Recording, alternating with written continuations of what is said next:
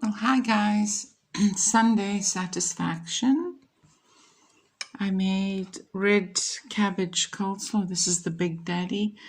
And then I make different sizes because generally I use whatever jars are available, and I don't always have the right canning jars like this to do it. So I use what I have. I'm a great believer in recycling glass. So this is cucumber. These are all lovely, crunchy, nice young cucumbers. And this is a little one I made for my friend who's single, and she really loves pickled cucumbers, but she doesn't get through a whole lot of it, but that's for her. I'll give that to her when she comes. And this red cabbage coleslaw also.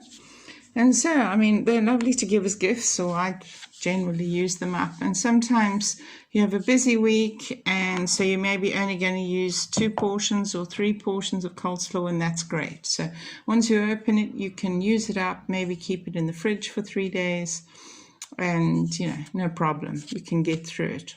Whereas this big one would probably do my family for a month or so. Generally, the first question I'm asked is, how long do I leave the cabbage to ferment? So I make a brine mixture, which I put in the bottle before I load and stuff in the cabbage, which you need to really push down to get rid of any air bubbles and just big pockets. So you can get a lot in if you squash, and also release some of the sugars from the actual sliced cabbage. I leave it for 2 weeks, sometimes even 3, and it has a lovely tangy flavor, but it's still nice and crunchy. I don't like mushy coleslaw. My coleslaw must have crunch. Same thing for the cucumbers. I like them to still have some crunch. I still have cucumber all over my hands. So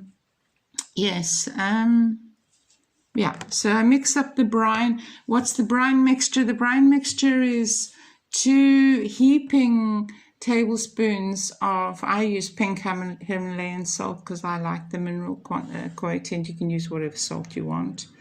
If you use coarse salt, try and get it to, dissolve first. If you use fine salt, you can just put it straight in and it'll dissolve.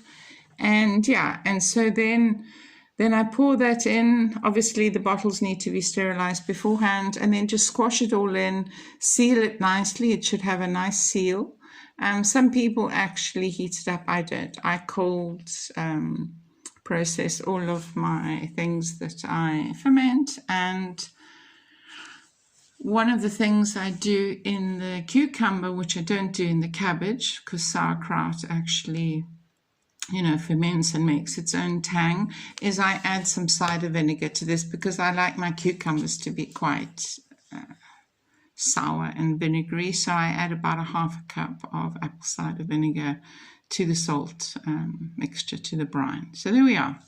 And the cucumbers you can eat after about a week. I like to also leave them about 2 weeks, and obviously they're not as green as initially, but they still look great, and you can use them on hamburgers, you can use them on hot dogs, you can use them in salad, you can use them with meat if you do roast meat or boiled meat. There's a million ways. With cheese, they're stunning.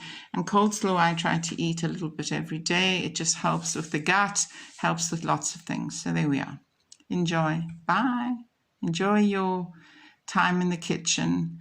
Send me a comment if you have any questions, and please, wouldn't mind if you gave me a like if you enjoyed this and found it useful, and a subscribe. Thank you so much. Bye now. Bye.